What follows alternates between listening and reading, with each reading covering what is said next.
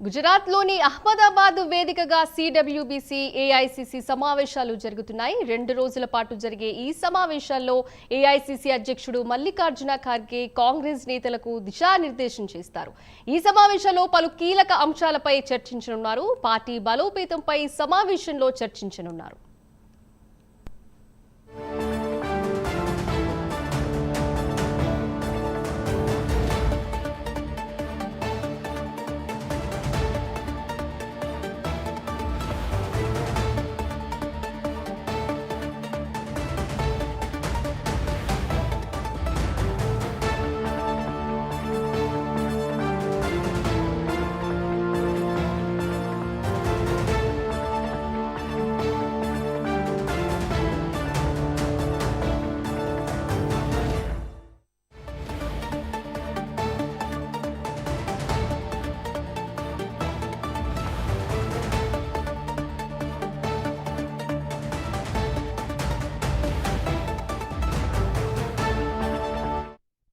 గుజరాత్లోని అహ్మదాబాద్ వేదికగా సిడబ్ల్యూబీసీ ఏఐసీసీ సమావేశాలు జరుగుతున్నాయి. 2 రోజుల పాటు జరిగే ఈ సమావేశాల్లో ఏఐసీసీ అధ్యక్షుడు మల్లికార్జున ఖార్గే కాంగ్రెస్ నేతలకు దిశానిర్దేశం చేస్తారు. ఈ సమావేశాల్లో పలు కీలక అంశాలపై చర్చించనున్నారు. పార్టీ బలోపేతంపై సమావేశంలో చర్చించనున్నారు.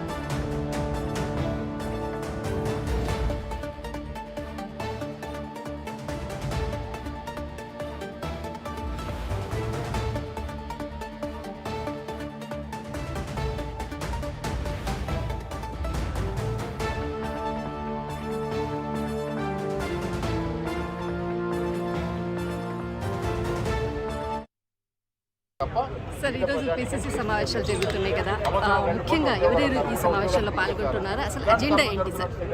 కాంగ్రెస్ వర్కింగ్ కమిటీ విస్తృత స్థాయి సమావేశం ఈ రోజు ఇక్కడ నిర్వహించబడుతుంది. దాంట్లో వర్కింగ్ కమిటీ సభ్యులు, ప్రదేశ్ కాంగ్రెస్ కమిటీ అధ్యక్షులు, సిఎల్పి లీడర్లు వీరందరూ కూడా పాల్గొంటున్నారు. దేశవ్యాప్తంగా ఉన్నటువంటి సుమారు 150 మంది పార్టీ సీనియర్ నాయకులందరూ కూడా ఈ రోజు దీంట్లో ప్రధానంగా జాతీయ స్థాయిలో కాంగ్రెస్ పార్టీ యొక్క పాత్ర మీద ఎక్కువగా చర్చించడం జరుగుతుంది. ఎందుకంటే మోడీ ప్రభుత్వం అధికారంలోకి వచ్చిన తర్వాత ఈ దేశంలో జరుగుతున్నటువంటి అన్యాయాలు, ప్రధానంగా మైనారిటీల మీద దాడులు కానీ, బడుగు బలహీన వర్గాల మీద దాడులు కానీ, వీటన్నిటిని కూడా చర్చించడం జరుగుతుంది. ఇది కాకుండా నిరుద్యోగ సమస్య, ఎందుకంటే మోడీ గారు అధికారంలోకి వచ్చిన 1 సంవత్సరానికి ఉద్యోగాలు ఇస్తున్నారు.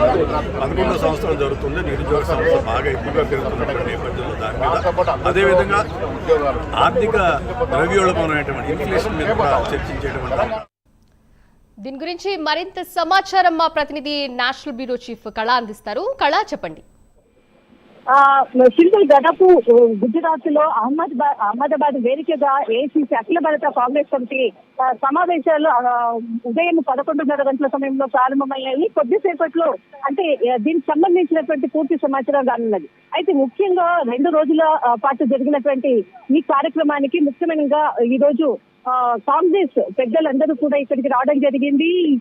సర్దార్ వల్లభాయ్ పటేల్ మ్యూజియం కి సమీపంలో ఈ మొత్తం అంతా కాంగ్రెస్ కి సంబంధించినటువంటి ఏఐసీసీ సమావేశాలకంతా కూడా ఏర్పాటు చేయడం జరిగింది. అయితే ముఖ్యంగా ఇప్పుడే మనకు అందుతున్నటువంటి సమాచారము కొద్ది సెకండ్ లో కూడా ఇక్కడ కాంగ్రెస్ సమావేశము పూర్తయినది అన్నటువంటి కార్యకర్తలందరూ కూడా బయటకు వస్తున్నటువంటి విజువల్స్ మనం చూస్తూ ఉన్నాము. అయితే ముఖ్యంగా ఈ సమావేశంలో ఎజెండా ఏంటన్నది మాత్రం కొద్దిసేపు ఇక్కడ ప్రెస్ మీట్ పెట్టి రేపు అంటే ఈ రోజు జరిగింది సిడబ్ల్యూసీ సమావేశం, అంటే 8వ తేదీ సిడబ్ల్యూసీ సమావేశము, ఏఐసీసీ సమావేశం జరగనున్నది అహ్మదాబాద్ వేదికగా.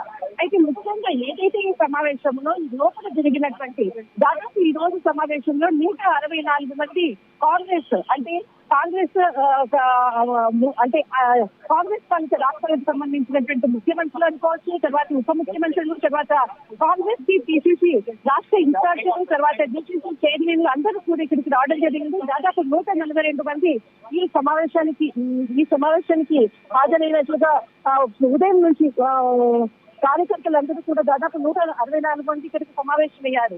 ముఖ్యంగా ఈ సమావేశంలో చర్చించినటువంటి అంశాలు ఏ కీలక అంశాలను చర్చించారన్నది మరి కొద్దిసేపట్లో ప్రెస్ మీట్ వేదికగా వెల్లడిస్తామనేది కాంగ్రెస్ లో కార్యకర్తలు, కాంగ్రెస్ అధికారులు ఇక్కడ అందరూ కూడా చెప్పడం జరిగింది.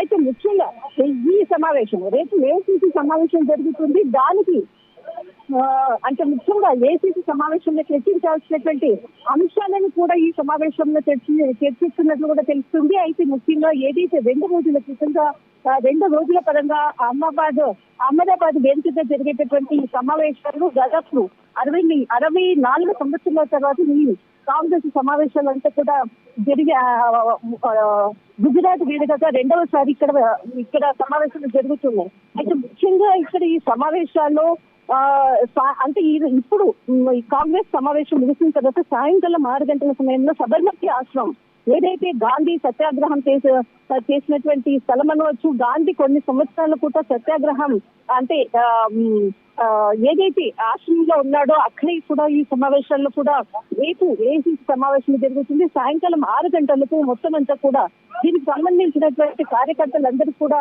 అక్కడ జరిగేటటువంటి స్థలానికి వెళ్ళి అక్కడ ఉన్నటువంటి ప్రదేశాలను అన్నింటినీ కూడా చూసేటట్లు కూడా సాయంకాలం జరిగే సమావేశం గురించి కూడా మరికొన్ని విషయాలు కూడా తెలిసే విధంగా మనకు తెలుస్తుంది. అయితే ముఖ్యంగా ఏదైతే అందరూ కూడా మనకు బయటికి వస్తున్నటువంటి సందర్భంలో అందరూ కూడా ఈ సమావేశం ముగిసింది. సోనియా గాంధీ, తర్వాత రాహుల్ గాంధీ, తర్వాత పెద్దలు కాంగ్రెస్ శశి థరూర్ అందరూ కూడా మల్లికార్జున ఖార్గే అందరూ కూడా బయటికి వస్తున్నటువంటి దృశ్యాలు మనం చూస్తున్నాము. ముఖ్యంగా కాంగ్రెస్ ని ఏ విధంగా అంటే గుజరాత్ అనేది కూడా దాదాపు మనకు కొన్ని సంవత్సరాలుగా కూడా కాంగ్రెస్ ఇక్కడ గెలుపు అనేది లేకుండా పోయింది. ఇక్కడే గుజరాత్ లోనే మొట్టమొదటిసారిగా మన గెలుపు జెండా ఎదురవేసే విధంగా అంటే ఏదైతే 2027లో జరిగేటటువంటి ఎలక్షన్స్ కి ఇక్కడ ఈ రోజు నుంచి ఒక రోడ్ మ్యాప్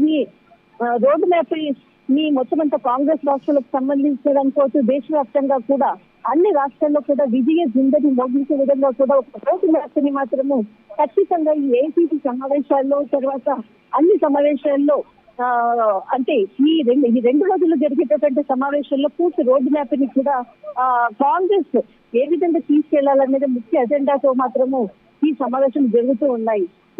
బట్ ఈ మొత్తం బయటకు వచ్చినటువంటి విజువల్స్ మనం వస్తున్నటువంటి చూస్తున్నాము. అయితే కొద్దిసేపట్లో మనకు ప్రెస్ మీట్ పెడుతున్నారు. దీంట్లో ముఖ్యంగా చర్చించినటువంటి అంశాలను ఇప్పుడు వాళ్ళు వెల్లడిస్తున్నారు.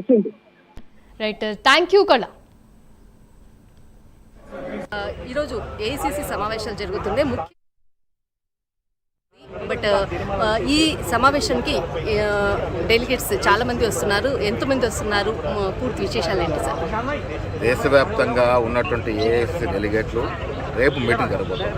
ఇలా సిడబ్ల్యూ సమావేశాలు దేశంలో కాంగ్రెస్ పార్టీకి అత్యున్నతమైనటువంటి బాడీ సిడబ్ల్యూసీ ఇంపార్టెంట్ డెసిషన్స్ కూడా సిడబ్ల్యూ తీసుకుంటాం.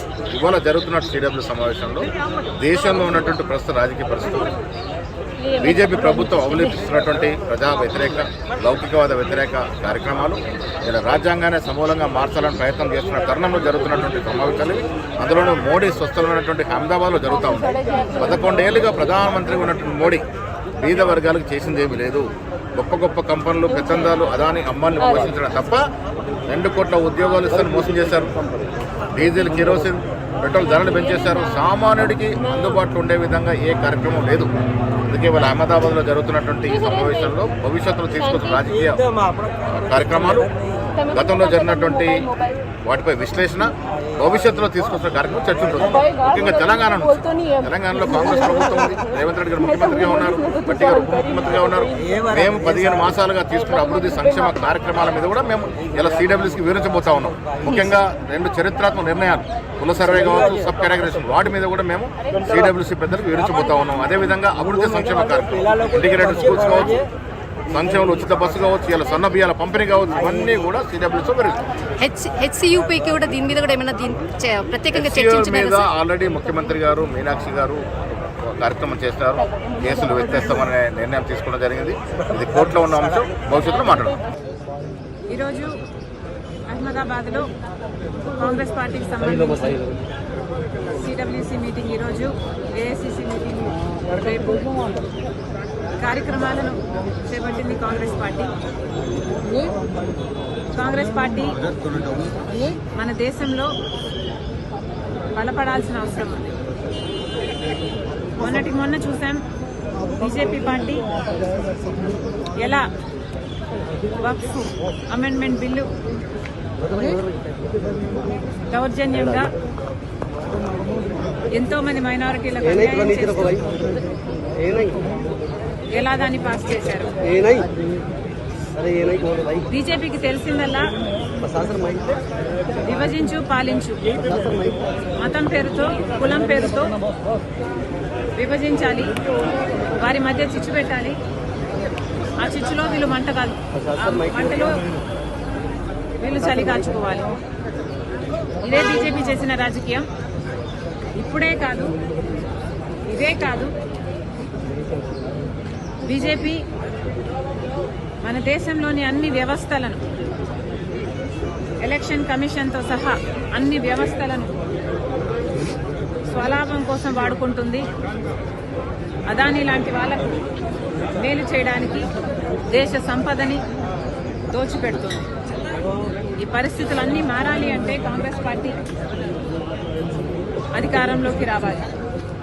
కాంగ్రెస్ పార్టీ ఎంతో చరిత్ర ఉన్న పార్టీ, దేశానికి స్వతంత్రం తెచ్చిన పార్టీ, స్వతంత్ర భారతదేశానికి పునాదులు వేసిన పార్టీ. తర్వాత కూడా ఎన్నో పాలసీల ద్వారా, పథకాల ద్వారా దేశ అభివృద్ధి కోసం, దేశ ప్రజల సంక్షేమం కోసం చిత్తశుద్ధితో పనిచేసిన పార్టీ.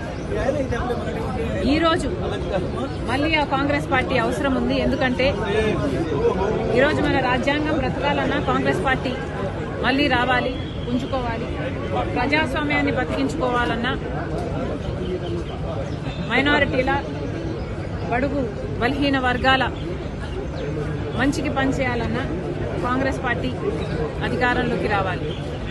అందుకే కాంగ్రెస్ పార్టీని బలోపేతం చేయటానికే ప్రతి రాష్ట్రంలోనే కాదు, దేశం మొత్తం మీద కాంగ్రెస్ పార్టీని బలోపేతం చేయాల్సిన అవసరం ఉంది. కాబట్టే ఈరోజు ఈ సిడబ్ల్యూసీ మీటింగ్ అయినా, రేపు ఏఐసిసి మీటింగ్ అయినా. పూర్తిగా ఆంధ్రప్రదేశ్లో బాగా క్షీణించిపోయినట్టు కాంగ్రెస్ పార్టీని పునరుజ్జీవం చేసేందుకు ముఖ్య నాయకులు రాహుల్ గాంధీ, ప్రియాంక గాంధీ, సోనియా గాంధీ ఆహ్వానించే అవకాశం ఉందా? అట్లా పార్టీ తప్పకుండా ఉంది. 6 నెలలకు ఒకసారి తప్పకుండా వీళ్ళు వచ్చి మన ప్రజలకు కూడా భరోసా కల్పించాల్సిన అవసరం ఉంది. మీరు ఆహ్వానిస్తున్నారు? జరగబోతుంది.